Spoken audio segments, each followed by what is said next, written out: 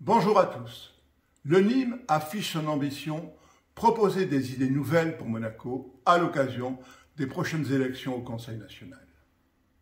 Associer à la réflexion toutes les forces vives du pays, monégasques, enfants du pays, résidents, aînés. Avoir une approche globale aussi, c'est-à-dire traiter ensemble des éléments en apparence séparés. Anticiper et préparer l'avenir face aux défis qui nous attendent. Et intégrer les besoins du quotidien, notamment le pouvoir d'achat et le logement. L'éthique à la base de toute relation de confiance. Telles sont les valeurs cardinales du Nîmes et de ses membres. Si vous partagez ces valeurs et souhaitez apporter votre pierre à l'édifice monégasque, n'hésitez pas à nous rejoindre. Je vous propose de faire connaissance avec quelques-uns de nos membres, ensemble, donnant envie de Monaco demain. J'ai dans ma vie des volontés, des idées pour Monaco et des idées personnelles. Il se trouve que je suis aveugle, certains d'entre vous me connaissent, d'autres pas, et je m'occupe du handicap parce que j'ai aussi un fils handicapé. Et j'ai donc fondé à Monaco une association qui aide une maison pour les personnes handicapées qu'on a créée avec un ami à Grasse. Je m'occupe donc de faire chaque année un spectacle pour essayer de sensibiliser les Monégasques, les personnes de Monaco, à la cause du handicap. Et il se trouve que moi-même, j'ai été rejoint par le handicap puisque j'ai perdu la vue il y a 30 ans. Et donc, je suis très sensible à l'inclusion des personnes handicapées dans la vie quotidienne. Bon, par ailleurs, j'ai un parcours professionnel qui est assez long, qui est dans plusieurs secteurs d'activité et qui m'a amené à m'occuper depuis plus de 32 ans des entrepreneurs et dirigeants chrétiens. Et en tant que président des entrepreneurs et dirigeants chrétiens de Monaco, j'ai fondé 3 équipes à Monaco, j'ai développé ça, j'ai représenté ce mouvement au niveau national français, parce que nous sommes alliés aux Français, pour cette association, mais il y a des associations dans le monde entier qui s'occupent du patronat chrétien. Et le patronat chrétien, qu'est-ce qu'il veut? Il veut entrer de l'éthique, faire entrer des principes qui sont des principes d'honnêteté, des principes de loyauté, des principes de vraies valeurs, des valeurs importantes qui doivent rentrer dans l'entreprise, des idéaux. Je suis un idéaliste peut-être, mais au quotidien, j'essaie de faire avancer petit à petit, comme le fameux petit colibri, mes idées.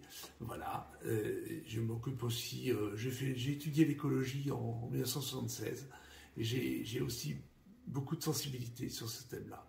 Voilà, alors j'apporte toute ma personnalité, toutes mes valeurs aux nouvelles idées pour Monaco, au Nîmes. Et en cela, j'espère que vous allez tous nous rejoindre ou vous battre avec nous pour faire avancer Monaco vers un avenir plus brillant pour nos enfants. Daniel, vous vous souvenez des élections nationales 2018, il y a eu un débat donc, qui n'était pas télévisé, mais sur Facebook, entre, si ma mémoire est bonne, entre Stéphane Valéry et Jean-Louis Grinda. Je crois que la candidate d'Horizon Monaco n'avait pas voulu participer. 5 ans plus tard, où en est-on sur les débats télévisés et quid d'une couverture médiatique concernant la télévision en principauté? Alors à ce jour, rien n'a bougé. Ça c'est la première des choses. Effectivement, c'est même étonnant que depuis le lancement de la campagne, même si elle n'est pas officielle, mais elle est au moins officieuse, des listes existent, des candidats se sont présentés, la télévision n'a pas encore donné son mot et sa vision des choses, ce qui est un peu dommage. Je suis quand même un petit peu étonné, parce que visiblement, il y a 5 ans, donc, que ce soit Jean-Louis Grinda ou Stéphane Valéry, ils étaient quand même donc prêts à faire un débat télévisé, donc ça a dû se faire via Facebook, mais la majorité actuelle et le gouvernement n'ont strictement pas bougé. Il y a eu des velléités, quelque chose? En fait, c'est un sujet qui est resté en suspens, parce que pendant 5 ans, ça ne se posait pas vraiment, mais aujourd'hui, je crois que c'est quelque chose qui manque. qu'effectivement, la télévision est un support complémentaire aux réseaux et aux journaux papier, indispensable pour informer et surtout que les Monégasques et les résidents s'informent de ce qui se passe. Bon, j'espère qu'il n'est pas trop tard et que cela soit le Conseil national actuel et le gouvernement entendent ce message et qu'enfin, peut-être, à Monaco, on puisse avoir une couverture médiatique de la télévision pour les élections nationales, mais pas uniquement les spots de campagne. Tout à fait, c'est, j'espère, quelque chose qui va arriver. Ce que je crains simplement, c'est que par précaution et par, je dirais, morale d'être équilibré dans tous les candidats, on n'ait pas commencé à suivre ceux qui sont déjà partis.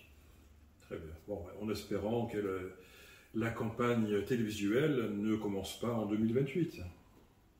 Absolument.